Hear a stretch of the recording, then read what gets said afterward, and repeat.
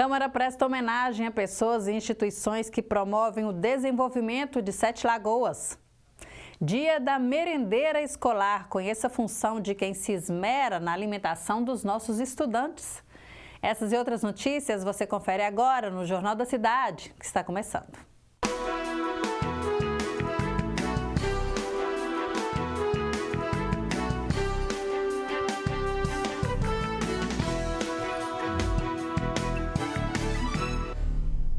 Olá, seja muito bem-vindo. Este é o Jornal da Cidade, que destaca notícias sobre o poder legislativo e o município. Participe deste noticiário, faça contato por meio das nossas redes sociais. Noite de reconhecimento e gratidão marcam a entrega de moções de congratulação a pessoas que se destacam pelo trabalho promovido em prol da cidade. A sessão solene foi requerida pelo vereador Davidson da Acolher Saúde. Realizada na noite de quinta-feira, dia 23, na Câmara Municipal, a sessão solene proposta pelo vereador Davidson da Acolher foi marcada pela entrega de moções de congratulação a cidadãos e cidadãs que, com dedicação, trabalho e amor pelo que fazem, contribuem de forma significativa para o desenvolvimento e o bem-estar da cidade. A gente reconhecer as pessoas que fazem a diferença na nossa sociedade. Isso aqui não foi um reconhecimento político, foi um reconhecimento de meritocracia. Pessoas que realmente dão o seu melhor e fazem a diferença no dia a dia, não só da comunidade, mas como de toda a nossa cidade. A nossa sociedade hoje já está com uma cultura muito mudada e pessoas, que fazem o bem para o próximo, que têm um bom coração, que são humanos acima de tudo, está cada vez mais escasso. E essas pessoas, como as que estão aqui hoje, a gente tem que valorizar e tem que reconhecer sempre. O evento celebrou pessoas que se destacam em diferentes áreas de atuação, reafirmando o valor de quem acredita no bem comum e deixa sua marca na história local. Eu acredito que, independente da área que cada um trabalha, é importante você ter o reconhecimento de um trabalho bem feito, servir de inspiração para outras pessoas.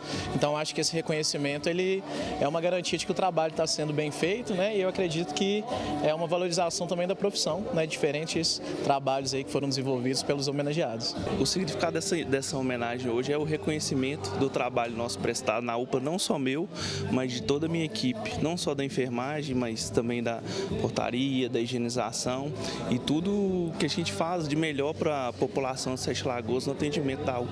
A cerimônia foi marcada por aplausos, emoção e um sentimento coletivo de gratidão. Cada moção entregue simbolizou não apenas um reconhecimento individual, mas também a força de uma comunidade que cresce quando valoriza quem faz a diferença. Fiquei muito satisfeito de todos terem comparecido e a gente ter feito essa singela homenagem a essas pessoas que merecem muito mais reconhecimento.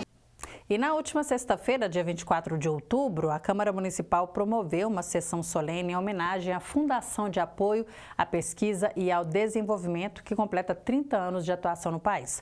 A sessão foi proposta pela vereadora Heloísa Frois.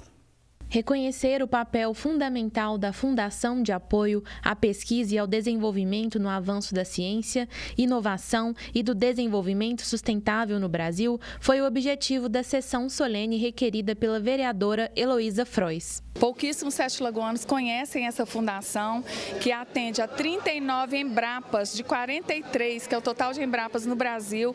A FAPED, ela atende 39 Embrapas na elaboração, e na otimização de todos os projetos que eles realizam. E a FAPED também está presente em todos os estados brasileiros e em 4 países, América do Norte, Ásia, Europa e também a África.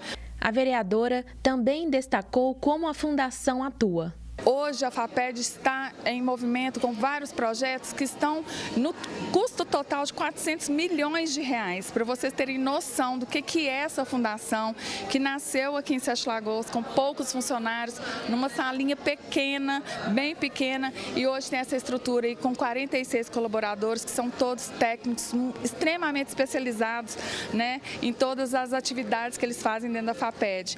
A FAPED é, sem dúvida nenhuma, o grande promotor motor da inovação, da ciência e da tecnologia no nosso território nacional. Nívia Regina, presidente do Conselho Fiscal da FAPED, foi uma das homenageadas da noite e ressaltou a importância da FAPED. É um orgulho por termos em Sete Lagoas uma fundação que apoia a pesquisa, a inovação e o desenvolvimento.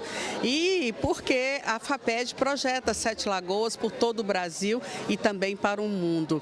Então, celebrar 30 anos à frente do Conselho Fiscal é emocionante, gratificante, porque a gente tem prazer de trabalhar ao lado de pessoas tão incríveis e maravilhosas. A presidente do Conselho Curador e pesquisadora da instituição, Cláudia Teixeira, falou sobre o crescimento da FAPED e os desafios para o futuro.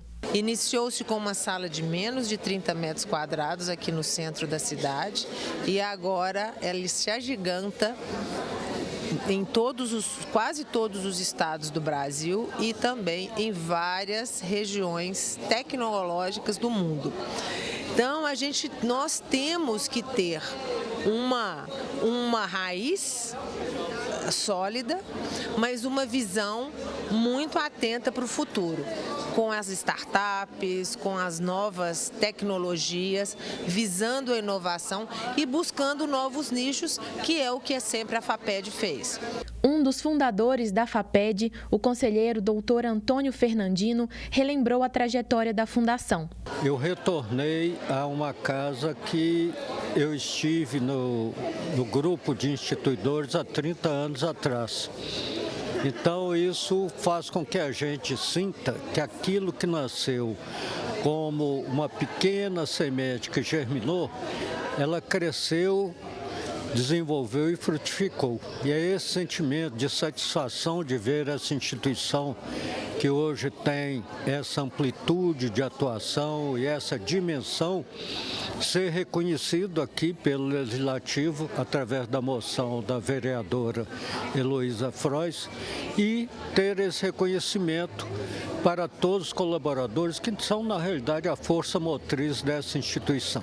A vereadora Heloísa Frois celebrou sua história com a FAPED. Então, conhecer todos os processos, ver como que a equipe foi se especializando, se capacitando, se preparando cada vez mais para gerir esses projetos, me trouxe uma alegria muito grande, porque muito do que a gente tem hoje de ciência no agronegócio e em outros segmentos também passa pela FAPED. E agora a gente vai conferir como fica a previsão do tempo para amanhã. E tem mudança brusca de temperatura prevista para esta sexta-feira. Haverá sol, com muitas nuvens, mas pancadas de chuva à tarde. Já à noite deve ocorrer temporal. As temperaturas caem e devem ter mínima de 20 graus e a máxima de 22 graus. No próximo bloco, o vereador Theo da Ecoterapia fala sobre uma fiscalização no bairro Padre Teodoro, dentre outros assuntos. Fique por aí. Hoje o nosso convidado aqui no Jornal da Cidade, vereador Theo da Ecoterapia, Sargento Gonzalez. Primeiramente, muito obrigada pelo seu retorno aqui conosco para a gente conversar um pouquinho sobre as várias ações do mandato, né, Theo?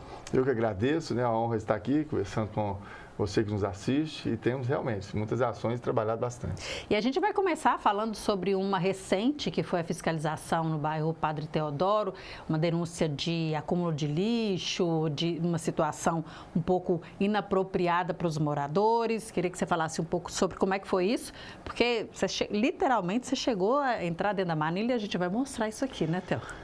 Na verdade, ali não é bem uma denúncia, né? Ali é uma ação nossa enquanto vereadores, né? Fazendo o nosso papel de fiscalizador. O vereador Leôncio, né? Juntamente também com o vereador Ivan Luiz, que a gente já atua naquela área ali.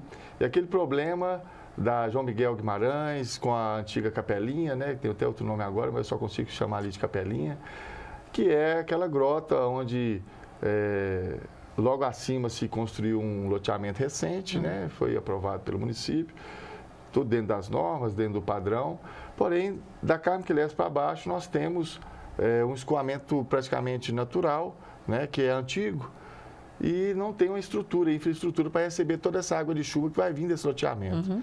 Ano passado, né, nós já tivemos uma situação, eu não era vereador ainda, né?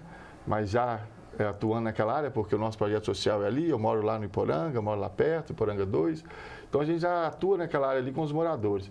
Teve invasão de água nas casas ali. Né? Então ali que deu o alarme, deu um sinal vermelho. Nós tivemos com o prefeito lá no Parque Teodoro, tivemos lá com o Toninho Macarrão de Obras, tivemos com o Flávio do SAI. Já consegui ali trazer melhoras para o bairro através do SAI, que conseguiu religar um poço artesiano, resolver o problema de água, abastecimento. Situações estão sendo resolvidas ali. Agora, aquela situação específica daquele local ela é muito complexa, porque é muito antigo, muitas casas ali foram construídas de forma irregular, dentro da APP, que é a Área de Preservação Permanente, casas ali que estão, tem o curso d'água, a canaleta normal, que é uma grota, uma grota natural, que foi feita uma manilha embaixo que estrangulou, certo? Então, talvez há anos atrás nunca tinha tido problema, porque onde é o loteamento hoje era um pasto de fazenda. O volume de água era dos pequeno. Moradores, de consumo ali era justamente. Então, e aí, nós, vereador Leôncio, vereador Ivan Luiz, nós pedimos uma força-tarefa ontem da Codesel para limpeza. E quando chegou lá, vou ser muito sincero para você, eu só tomei ciência da gravidade, do tamanho do desafio ali quando eu entrei. Vamos ver então? Bora. Essas imagens? Vamos sim. Vamos colocar aí. Aí, Theo não tem medo de nada, vai encontrar rato, barata, isso é de menos, né, Theo? Raquel, eu estava até ali agora na Rádio Câmara ali conversando com o Admilson e eu acho que eu fiquei viciado nessa adrenalina de polícia, Então a gente tem que ter também isso aí, porque me deixa mais vivo, mais ativo. A gente cansa fisicamente, mas a mente minha ela é renovada quando eu tenho esses desafios, sabe? E aí você entrou para poder ver o que estava acontecendo. Ali, por exemplo, é a manilha que passa debaixo da Carme-Quilesse, que sai do loteamento. Ela já é uma manilha que, visualmente falando, as dimensões dela provavelmente não vão comportar, porque o loteamento ele vai chegar no ponto que as casas sendo construídas, ela vai ter a impermeabilização. Sim. Toda essa água de chuva ela vai ser canalizada para a rede pluvial, pluvial das chuvas. E vai ser direcionada para ali. Então, de cara, essa maneira, hoje talvez ela possa comportar, a gente não sabe ainda, é o que eu falo no vídeo. Vamos esperar as chuvas agora, Essa situação aí. Depois que a gente desce, eu deparo com outras situações. Aí, nisso, o vereador Leôncio também entra com a gente lá, que é a quantidade de entulho, o vereador Leôncio também, a quantidade de entulho que os moradores jogam lá. Muito mato. Então, eles fazem uma obra no fundo da residência, joga lá dentro. Planta bananeira. Será que é o ideal? Porque essa bananeira ela cai dentro do canal, ela entope, vai virando barreiras.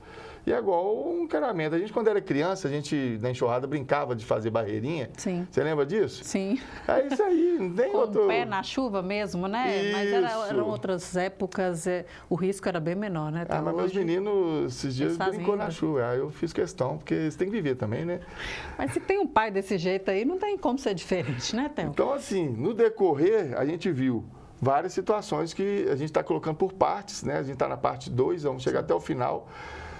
E tem situações ali que vão depender grandes esforços do poder público. O vereador Ivan Luiz chegou lá no final também, assim, do meio para frente, na verdade, e contribuiu muito com a ida dele lá. Inclusive, nos relatou que na gestão passada já foi feito orçamento, que são uma obra que seria uma obra de pavimentação mesmo, de uma canaleta grande, A canalização daquele curso d'água ficaria, acho que em 14 milhões, que ele citou lá. Mas também a gente sugeriu situações que ele também contribuiu, falando do Gabião, que seria fazer um curso d'água com aquelas paredes de pedra com tela, porém, essa obra para ser feita lá também tem um custo muito alto. Ali está sendo feito um estudo de desapropriação, de casas ali que estão totalmente inadequadas, algumas que têm possibilidade de serem regularizadas, então ali é complexo. A gente acabou de ter audiências públicas sobre o PPA e a LOA, a Lei Orçamentária de 2026, está no processo aí de fazer emendas. De repente seria o caso justamente, de se pensar recursos. Nós vamos ter também emendas impositivas dos vereadores. Sim. Com certeza nós vamos ter vereadores que vão estar... Eu quero ser um deles, contribuindo para que aquilo ali seja uma realidade. Só que a gente tem que ser muito pé no chão de não chegar para a população, que é a minha grande preocupação, ficar prometendo que a gente não pode fazer. né? Graças a Deus a gente está tendo um resultado, porque eu tenho trabalhado assim. Então, ali, o que eu sempre me comprometo, e eu falo que isso eu prometo para vocês, trabalhar, cobrar, correr atrás.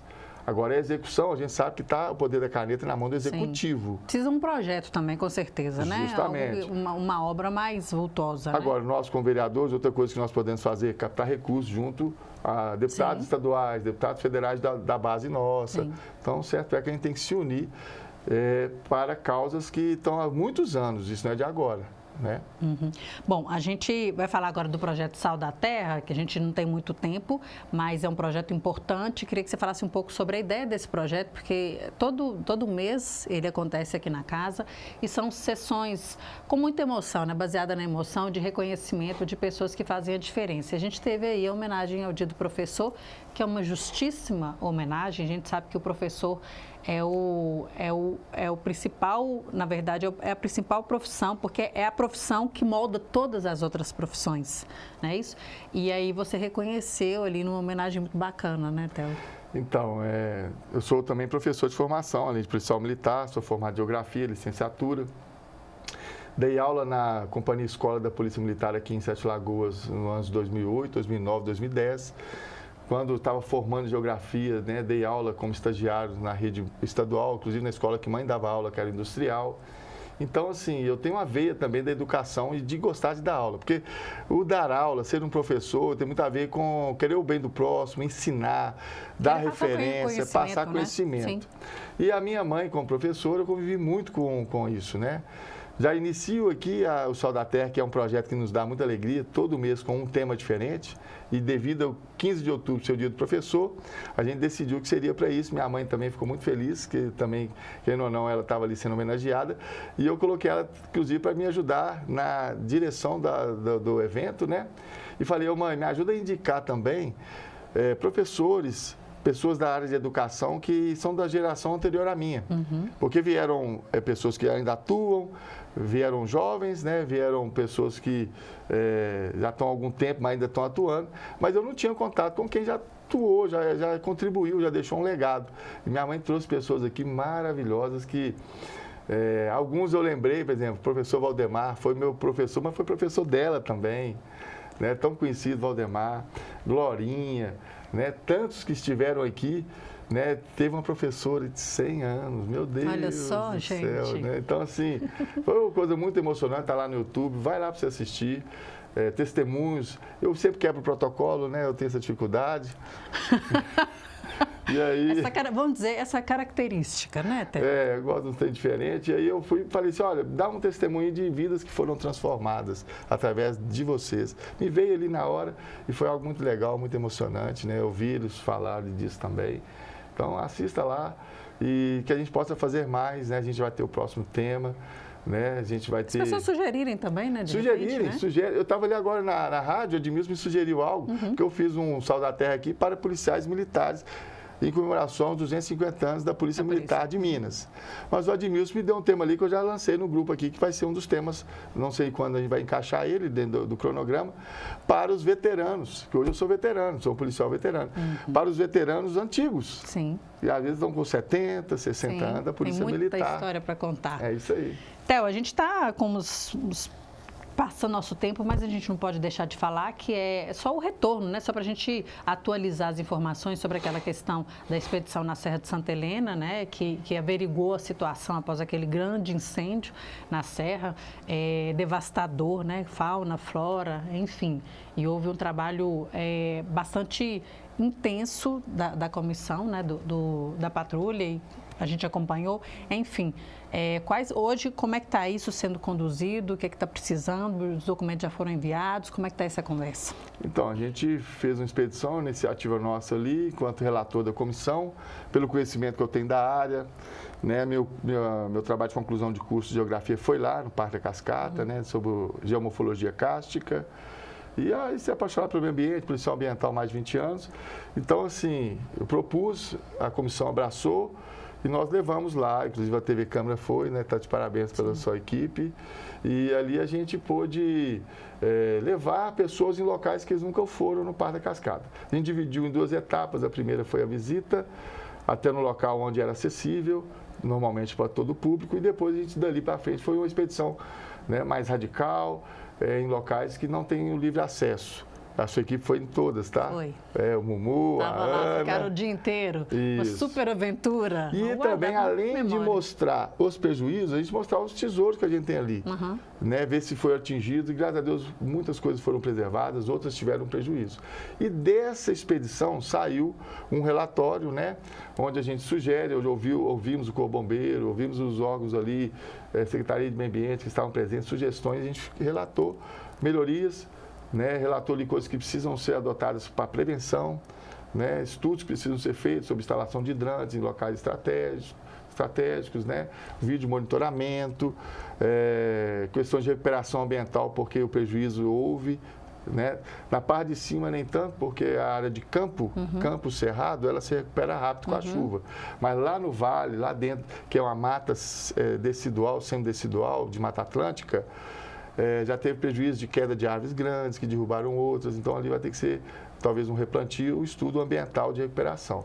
Mas todo foi feito um relatório, a gente agora vai acompanhar, foi encaminhado para os órgãos competentes, para o executivo, vamos acompanhar e está fiscalizando ali para ser instalado ou ser adotadas atitudes e processos que nós ali colocamos. Ok, a gente acompanha e sempre que você tiver notícia, traz para a gente aqui, para a gente compartilhar isso. Muito obrigada, Theo, pela sua presença aqui hoje, por compartilhar conosco também, né, todas essas informações, nos esclarecer também sobre o trabalho do mandato, que aí a gente está aqui para isso também e a população fica sabendo o que é que o vereador faz. E coloca à disposição a nossa patrulha vereador mais uma vez, está colocando e vai pedir para colocar o telefone aí, ó, do vereador Theo da Ecoterapia, né? Deixa eu até falar aqui, porque, né, eu não vou saber de cabeça. Do gabinete? Do gabinete, não, é o da patrulha mesmo. Da patrulha. É o 9... Pode mandar mensagem. 8474-5115, 98474-5115. É a patrulha do vereador. Chama a gente lá, que a nossa patrulha está junto. Tá certo. Muito obrigada, viu, Theo? De nada. Volta outras vezes para a gente dar retorno para as pessoas sobre como é que está esse andamento aí, tanto do Padre Teodoro como também da Serra de Santa Helena. Tamo junto. Fica combinado. A gente vai para o intervalo, voltamos falando então em seguida sobre esporte daqui a pouquinho. Hoje é dia de valorizar aquelas que desempenham um papel fundamental na qualidade da alimentação que será oferecida aos estudantes, as merendeiras escolares. O trabalho na cozinha da Escola Milton Campos começa cedo. Cortar o pimentão, lavar as verduras e refogar a sopa. E tudo isso passa pelas mãos da dona Elma das Graças, merendeira escolar há mais de 30 anos em Sete Lagoas. Ela relembra como era difícil ser cantineira no começo da sua jornada. Quando eu entrei, eu fui trabalhar na roça, não tinha condução. Você tinha que ir com os motoristas lá da garagem, levava a gente para depois buscar, e para eles ainda bater cartão. A Kombi estragava, você tinha que ir andando a pé, porque não passava. Se você passasse mal na escola, tinha que descer lá na fazenda, pedir o dono da fazenda para trazer a gente. Era tudo muito difícil. E a alimentação, a comida, o que mudou? Mudou, porque a merenda era muito difícil, né? Era mais sopa. Dava os meninos. Hoje é completa. Mas só que eu fiquei 1 ano e meio na roça, aí fui para o Milton Campos. Só que Milton Campos eu tenho 29 anos. Mas para preparar um almoço apetitoso na escola, há mais pessoas envolvidas no processo. Uma delas é Maria Teresina, merendeira escolar há pouco mais de 1 ano, que aprende todos os dias com Dona Elma. Para mim é uma nova experiência, mas eu estou gostando muito, porque através da prova do concurso eu tive a oportunidade de estar trabalhando hoje. Então, para mim, é uma experiência e eu estou aprendendo, e só tenho que aprender cada dia mais. A data reconhece o papel fundamental dessas profissionais na alimentação escolar, que é crucial para o aprendizado e o bem-estar dos alunos.